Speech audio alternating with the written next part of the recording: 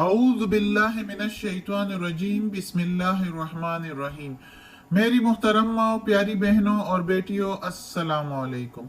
आज हम इंशाअल्लाह तिलावत करेंगे अपने अगले सबक की, जो कि है सूरह अनाम की आयत नंबर 89। ये है 89 और 90 इंशाअल्लाह, यानी कि आयत नंबर 89 एंड 90। तो शुरू करते हैं सबक आज का। लेकिन शुरू करने से पहले बेल के आइकन को प्रेस करें और चैनल को सब्सक्राइब करें ताकि अगली वीडियो आपको आसानी से मिलती रहे। तो चलिए शुरू करते हैं आज का सबक। और शेयर भी करें, हो सके तो शेयर भी करें। जितना ज्यादा शेयर करेंगे इतना सवाब आप लोगों को भी मिलेगा।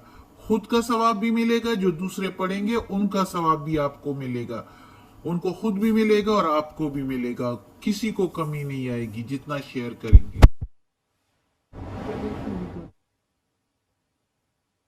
बिल्लाहि मिनश शैतानिर रजीम बिस्मिल्लाहिर रहमानिर रहीम। उलाइकल लज़ीना, वही तो लोग है जो आतैनाहुमुल किताब, दी है हमने उनको किताब। आते दी, ना के मीनिंग हमने, ये जो नून जबर ना है, खड़ा जबर है इस पर, मीनिंग है उनको। किताबा के मीनिंग है किताब यानी कुरान। वल हुक्मा और हिकमत, वन नबुआ और नबूवत। फइयकफुर, फिर अगर वो काफिर हो, मुनकर हो इससे। फा के मीनिंग फिर, इन के मीनिंग अगर, या के मीनिंग वो, कुफर के मीनिंग मुनकर हो। अगर वो मुनकर हो जाए यानी ना माने, बिहा साथ उसके यानी दी हुई किताब को और हिकमत और नबूवत को। वही तो है, फकद पस तहकीक, वक्कलना, वैसे वक्कल के मीनिंग है कारसाज कर दिया, लेकिन इधर हम मीनिंग लेंगे वक्कल के मीनिंग मुकर्रर कर दिए। ना के मीनिंग हमने, जिस तरह इधर ना के मीनिंग हमने है, इधर के भी, इधर भी जो ना है इसके मीनिंग है हमने। और मुकर्रर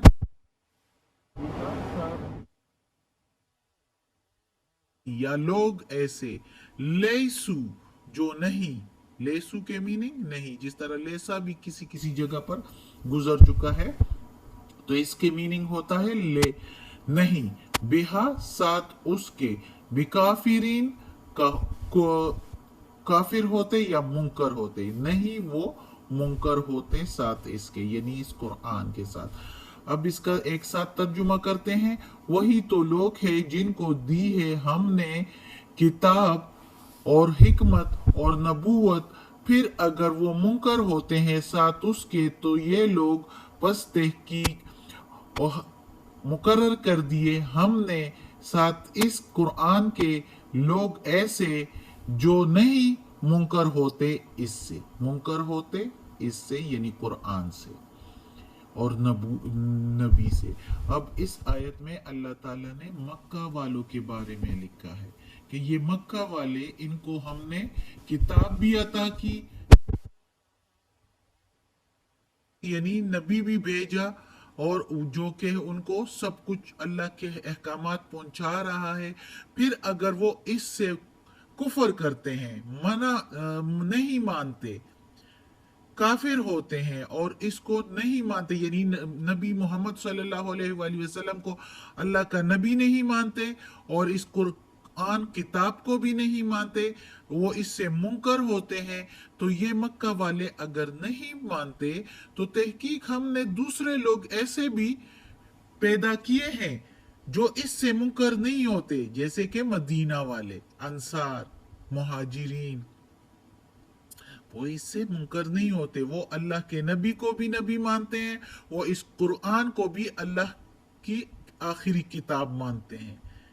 तो अगर अल्लाह ताला कहता है कि ये मक्का वालों अगर तुम लोग नहीं मानते तो मुझे कोई फर्क नहीं पड़ता, اور لوگ ہے اس کو ماننے والے. اگر تم لوگ اس سے کفر کرتے ہو، اس سے منکر ہوتے ہو، تو میرے دوسرے لوگ ہے کیے ہیں ایسے لوگ جو اس کو مانتے بھی ہیں، جو رسول کو بھی اپنا آخری نبی مانتے ہیں، محمد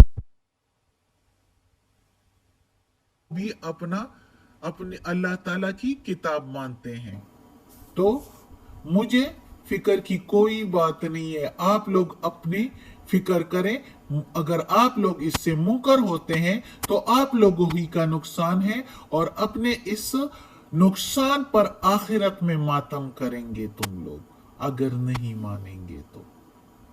اللہ تعالیٰ نے تو ایسے لوگ بھی ان پر مقرر کیے ہیں جیسے مہاجرین اور انصار جو نہیں اس سے منکر ہوتے، اور اس کی اور رسول صلی اللہ علیہ وآلہ وسلم کی اور اس کتاب پر پورا یقین رکھتے تھے. اور اس پر رکھنے والے لوگ اور بھی ہے یقین رکھنے، ایمان لانے والے، جیسے کہ ابھی تک چلتے آ رہے ہیں. اگلی آیت میں ہے اولئک الذین، وہی تو لوگ ہیں ہد اللہ، ہدایت دی اللہ نے، فبہداہ مقتدہ، پس چل ان کے طریقہ پر. اب ادھر اللہ تعالی ہدایت کے یہ جو فبہدا ہو مقتدہ کا لفظ، ویسے خدا جو ہے نا ہدایت کے لیے ہم یوز کرتے ہیں، جہاں جہاں پر بھی آئے، ادھر بھی ہدا. تو یہ جو ہے ادھر ہم خدا جو ہے وہ یوز کریں گے، استعمال کریں گے کہ چلو ان پر طریقہ پر. ابھی پوری آیت کی تفسیر کروں گی، پھر انشاءاللہ سمجھ آ جائے گی. وہی تو لوگ ہے ہدایت دی اللہ نے، پس تو تم چلو یا آپ چلو ان کے طریقہ پر. قل، کہہ دو میرے پیارے نبی، قل لا اسألکم، کہہ دو میرے پیارے نبی، نہیں میں سوال کرتا تم سے، علیہ اوپر اس کے، اجرا اجرت کا. یعنی میں جو آپ لوگوں کو جو پیغامات پہنچاتا ہوں اور جو تم لوگوں کی اصلاح کرتا ہوں، اس پر کوئی مزدوری، کوئی اجرت نہیں مانگتا. ان ہوا، اگر ہو، یا ادھر ہم اس طرح میننگ لیں گے، نہیں ہے وہ، الا مگر، ذکرہ نصیحت، للعالمین جہاں والوں کے لیے. لل کے میننگ کے لیے، عالمین جہان، ذکرہ کے میننگ نصیحت، اور اللہ کے میننگ مگر. تو اب اس آیت میں اللہ تعالیٰ مزید کہتا ہے، اس رکوع کی آخری آیت ہے. اس رکوع میں چونکہ سارے نبیوں کا ذکر کیا ہے، پچھلے پیج پر آیت نمبر 87، 86 اور 85، 86، 87 میں تو باقاعدہ پیغمبروں کے نام لیے گئے ہیں. تو اللہ تعالیٰ کہتا ہے کہ جو سارے نبی جو ہے ان کو جو اللہ نے ہدایت دی، تو پیغمبر محمد صلی اللہ علیہ وآلہ وسلم سے اللہ تعالیٰ کہتا ہے کہ تم بھی انہی کے طریقہ پر چلو. سب کا طریقہ پیغمبروں کا ایک ہی تھا، سب کو اللہ تعالیٰ نے ایک ہی بتایا کہ ایک اللہ ہے، اللہ کی جو ہے عبادت کرو، توحید پر قائم رہو. فرشتے جو ہے وہ بھی اللہ کی نورانی مخلوق ہے، اور یہ کتابیں جتنی بھی کتابیں بھیجی ہے اللہ نے، تورات، زبور، انجیل، قرآن، اس پر ایمان لاؤ. یہ سارے پیغمبروں کو اللہ تعالیٰ نے یہی کچھ بتایا، اور جو پیغمبر آتے تھے اس کے بارے میں بھی ہدایت جو ہے بشارت دیتے تھے اللہ تعالیٰ اپنی کتابوں میں، جس طرح محمد صلی اللہ علیہ وآلہ وسلم کی بشارت پہلے کتابوں میں دی. تو سب ایک ہی طریقہ پر چل رہے تھے، ایک ہی راستہ پر چل رہے تھے. سب کو اللہ تعالیٰ نے ایک ہی ہدایت، ایک ہی راستہ بتایا تھا، اور اسی راستے پر اللہ تعالیٰ محمد صلی اللہ علیہ وآلہ وسلم سے کہہ رہا ہے کہ تم بھی اسی پر چلو. سب پر روزے تھے، سب پر زکوٰۃ فرض تھا، ساروں کا یہی طریقہ تھا جس طرح ہم پر ہے. ہاں، وقت کے مطابق کچھ تبدیلیاں آتی رہی جس کی ضرورت تھی، حالانکہ باقی شروع سے پیغمبروں کا جو ہدایت جو راستہ تھا وہی راستہ آخر تک محمد صلی اللہ علیہ وآلہ وسلم پر بھی. جس طرح کہ میں نے بتا دیا کہ ان سب کو توحید کے بارے میں، ایک اللہ کی عبادت کے بارے میں، ملائکہ کے بارے میں کہ وہ بھی اللہ کی ہی کے مخلوق ہے، اور اسی طرح اس پر ایمان لانا، اور کتابوں پر ایمان لانا، نبیوں پر ایمان لانا، یہ روزے رکھنا، زکوٰۃ دینا، نماز قائم کرنا، یہ سارے پہلے جو انبیاء تھے ان کا بھی یہی طریقہ تھا. تو اللہ تعالی محمد صلی اللہ علیہ وآلہ وسلم سے کہہ رہا ہے کہ تم بھی انہی کے طریقہ پر چلو اور اسی طرح کرو جس طرح انہوں نے کیا تھا. اور پھر اللہ تعالی محمد صلی اللہ علیہ وآلہ وسلم سے کہتا ہے کہ ان لوگوں سے کہو کہ میں جو آپ کو اتنا سارا کچھ انفارمیشن، اتنی خبریں دیتا ہوں اللہ تعالیٰ کی، اس پر میں آپ لوگوں سے کوئی اجرت نہیں لیتا. جیسے کہ کوئی وکیل ہوتا ہے تو اپنی فیس لیتا ہے کسی کی وکالت کرتے ہوئے، ڈاکٹر ہوتا ہے کسی کو نسخہ بتاتے ہوئے تو فیس لیتا ہے.